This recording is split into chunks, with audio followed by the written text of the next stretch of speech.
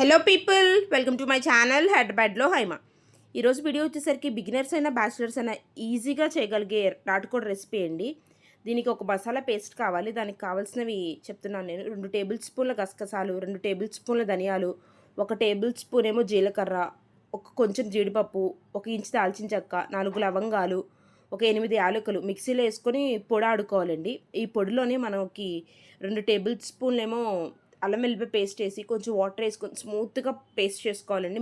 మీరు ఈ వీడియోలో చూస్తారు ఎంత స్మూత్గా ఈ పేస్ట్ చేసుకొని పక్కన పెట్టుకున్నాను. నెక్స్ట్ మనం నాటుకోడిని కూడా క్లీన్ చేసి పక్కన పెట్టుకుందామండి. నాటుకోడిని కూడా క్లీన్ చేసి పక్కన పెట్టుకున్నాను. ఆనియన్స్, పచ్చిమిర్చి చాప్ చేసుకొని ఉంచుకున్నాను. నెక్స్ట్ మనకి మసాలా పేస్టు, కారం అండి. ఈ కర్రీకి పచ్చికారం వాడుకుంటే కర్రీ అనేది రెడ్గా ఉండి చాలా టేస్టీగా ఉంటుందండి.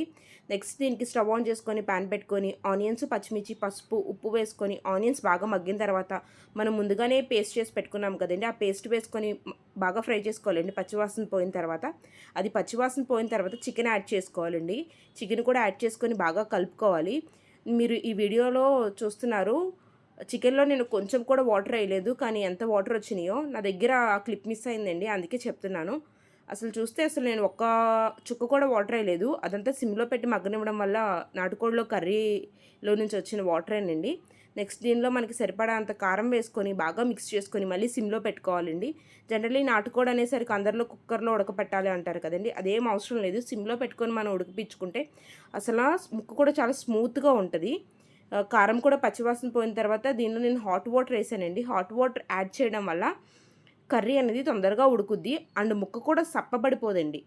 మనం కూల్ వాటర్ కనుక వేసామనుకోండి, నార్మల్ వాటర్, కర్రీ అనేది ముక్క అనేది సప్పబడిపోద్ది. ఒక్కసారి హాట్ వాటర్ వేసి ట్రై చేయండి మీరు.